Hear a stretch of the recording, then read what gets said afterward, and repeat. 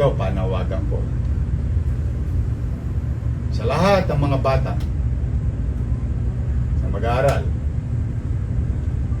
sa pampublikong elementarya, high school at kolehiyo namin na mahuhulihan ng patalim or firearms,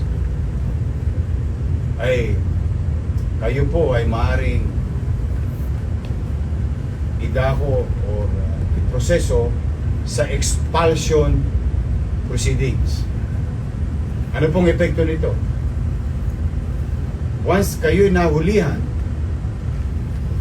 ng mga patalim or firearms, dinala ninyo, anumang uri ng firearms o deadly weapon na nadala ninyo sa loob ng paaralan namin, hindi na po kayo tatanggapin ng 100 plus schools sa lungsod ng Maynila.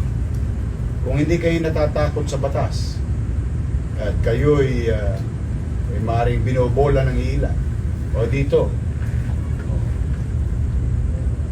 once you are expelled, you will never be accepted sa lahat ng eskwelahan namin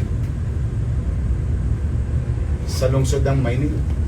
At iulitin ko, elementarya, high school, at kolehiyo namin. Maaaring pa ba kayo mag-aral? Sa labas ng Maynila, doon kayo.